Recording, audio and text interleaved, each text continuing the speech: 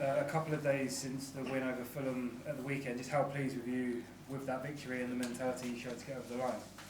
Well, very happy, obviously, and especially after international breaks, when you know that you have to again align and regroup everybody, and you could tell that in the first 10 minutes that we were a bit still getting that rhythm. But afterwards, I think watching the game back, that we deserve to win the game. There are things to improve, but we take the win and we move on now for the Champions League match. And just a question on fitness. Piero Hincapié trained before the match against Fulham, but wasn't in the squad. Saw him on the pitch earlier. Is he available for tomorrow? Yeah, he will be available, and I think that game came a bit too early for him, so he had another 2 very good sessions, and now he's ready to go. And coming up against Diego Simeone tomorrow, even one of the world's best managers, how highly do you rate him? Well, at the highest level. I mean, I think what he's done since he got to Atletico has been outstanding. Not only what he have achieved, but the way he's done it. I think the identity that he has created to the club, to the team, the spirit, I think they are very simple and clear to identify, and that's because the manager is very much them.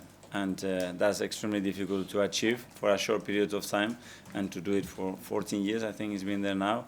It's something incredible, so yeah, a pleasure to meet him. After the match, there was a picture that went round of William Saliba on the team coach, already watching Atletico Madrid. How did that come about, and how pleased you to see your players already turning on to the next fixture? Very pleased, because I didn't encourage it. So it came from them, and that's the most powerful thing, that a game finishes, the job is done, and we've done it, but now, okay, what's next, and what's the next challenge, what's the next opportunity? And we know that it's going to be a really tough one, so the earlier we start to think about it and prepare, the better. So I love that initiative from the players, and it tells you how much they want it, and how focused they are in what is next. Hi, Mikel. Hi. You mentioned Diego Simeone there, approaching 14 years. You're approaching 6 years at Arsenal. Do you look at Simeone as maybe an inspiration, and maybe something that you'd like to do at this club? Well, obviously there is someone that I look up to and learn from it in many situations, and what is for me outstanding is his passion. I think for how long he's been in the game and in the same club with the same players, how you still have that handle and that capacity to transmit such an energy and willingness to win. And then, yeah, it's a very tough environment that we live in, and to keep convincing players, you have to be extraordinarily well. I don't know him personally, but everything that I heard about him is that he's so good at doing that. That's the reason, one of the reasons why you are able to sustain at that level. He's been linked with the Premier League on numerous occasions. Is he someone you'd like to see come to the Premier League? He's going to get tougher. We have enough and super good managers here, so I don't know. That will be completely up to him. If one day he wants to experience that, what I can say is that what I've seen, and after analyzing the team, how well they are coached. Just reflecting on your last 3 games in the Premier League, there's 1 point from those 3 games last season. You've got 9 out of 9 this time. What's changed, and what lessons have you learned, not just from those games, but from last season?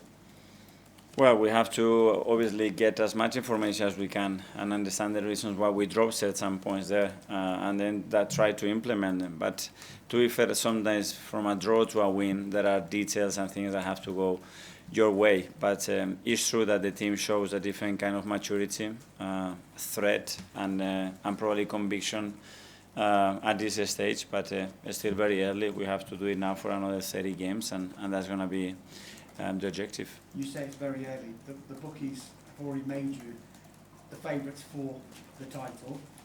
Do you embrace that, and do you think you are the favourites now? The only thing that I embrace is when I see the team, the energy, the temperature, the commitment, and the quality that they can deliver, that it gives me that conviction that we can go all the way. But that's it. That's just a feeling that the next day you have to prove it, the next training session you have to prove it, and nothing else, and we cannot be busy thinking about those topics.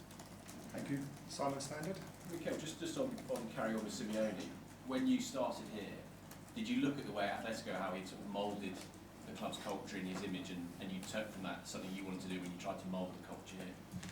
No, I think I would I got that done more through my experiences and my beliefs, and especially my understanding of Arsenal and this football club I am experiencing here. Because I think to put different contexts to this one, it's extremely difficult. And at the end, I think you have to be authentic to your beliefs, your way of dealing with people, especially, which is the most important thing when you talk about culture. And slowly, yeah, you have an idea, and you have to, after through that, sometimes change a little bit the trajectory to understand what is the best for the club.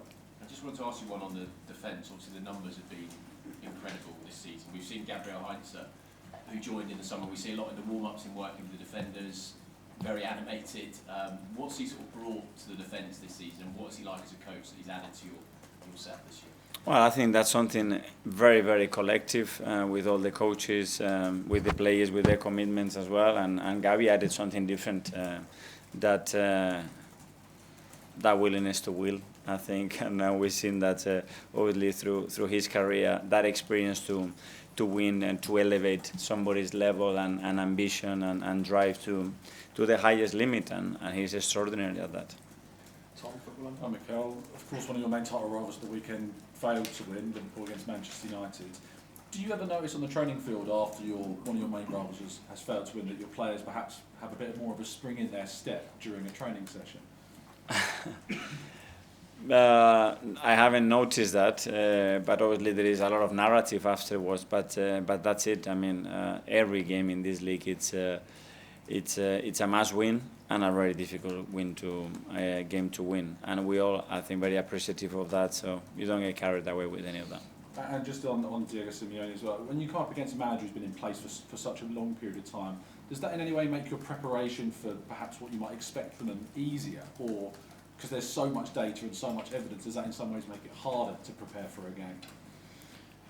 Well, on this one, I think the hardest thing is the time that you have, basically a day when you can't really do much to prepare that. Obviously, understanding and the time that we have spent to analyze them and understand that. They have evolved as well for the team that they were probably a year ago to now, and how they can change as well in relation to the context of the match, which is something very specific for this team. And in order to after prepare the best way, yeah, you want to give them everything, but how you're able to simplify the information and make it as concrete, as clear as possible for being in the best position to implement what we want to do tomorrow.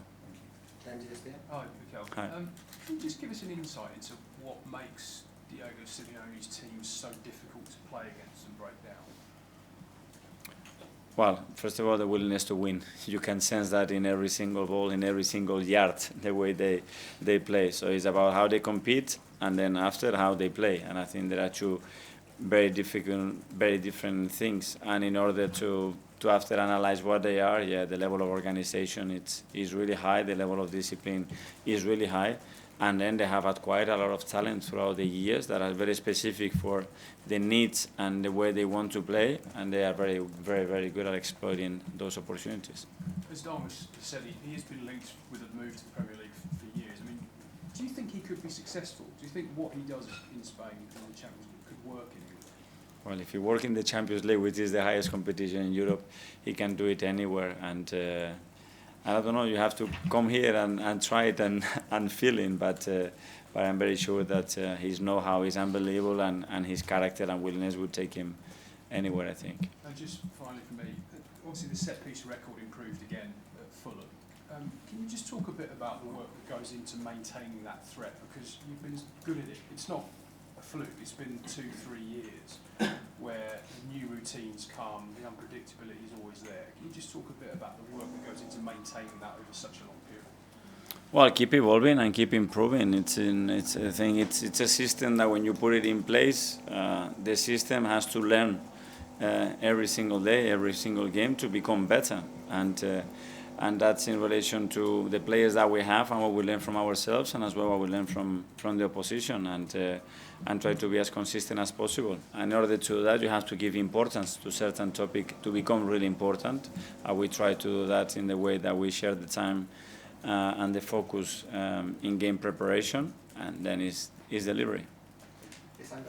I'm Mikel. With Gabriel Heinze, you just said before about his willingness to win, and he's obviously won a lot of titles in his playing career. In the drills, he's often one-on-one with the players before and after the games.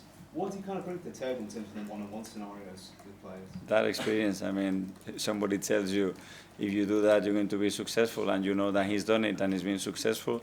It's a lot of credibility there.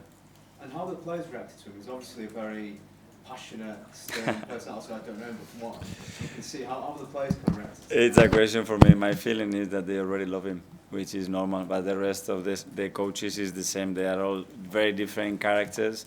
But the relationship and the bond that we have with the players, I think it's unique, and I think that's something very, very powerful in a team.